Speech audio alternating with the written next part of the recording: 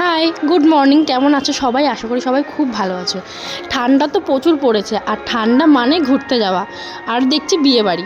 তো এবছর তো আমার একটাও বিয়েবাড়ি জোটেনি। যাই হোক, বাই দ্য ওয়ে সকালবেলা রেডি হয়ে বেরিয়ে পড়েছি। কোথায় যাচ্ছি চলো তোমাদের দেখাই।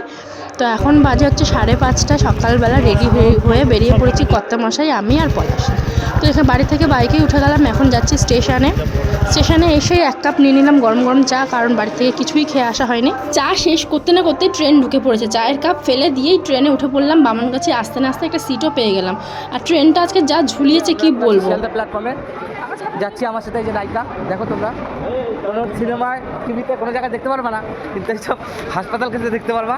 এইমস, তারপরে আরও অনেক অনেক উন্নত মানের হাসপাতাল আছে, সেখানে গেলেই দেখতে পারবা এই যে নায়িকাকে। ওইখানকার বড় একজন নার্স, কিন্তু এখন নিজেই যাচ্ছে রুগী হিসাবে ট্রিটমেন্টের জন্য।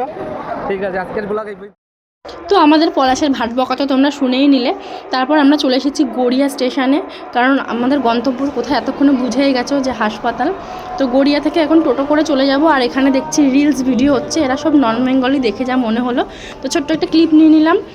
তারপর এখন ফাইনালি পৌঁছে গেলাম আমার গন্তব্যে, যেখানে আমি ট্যুর করতে এসেছি। এটা একটা হাসপাতাল, গড়িয়ার নেতাজি সুভাষচন্দ্র বোস ক্যান্সার হসপিটাল। এখানে একটা টেস্ট দিয়েছিল আমাকে ডাক্তার, সেটাই তো। টেস্টটা তো আজকে হবে না, ডাক্তার বলেই দিয়েছিল। ভেতরে যা প্রসেসিং ছিল সেইগুলো আজকে মিটিয়ে নিয়েছি। তারপর পেয়েছিল খিদে, নিয়ে নিয়েছিলাম স্যান্ডউইচ। খেয়ে দিয়ে আবার চলে এসেছি স্টেশনে। এখন পেয়ারা খাচ্ছি আর ট্রেনের ওয়েট করছি। বাই।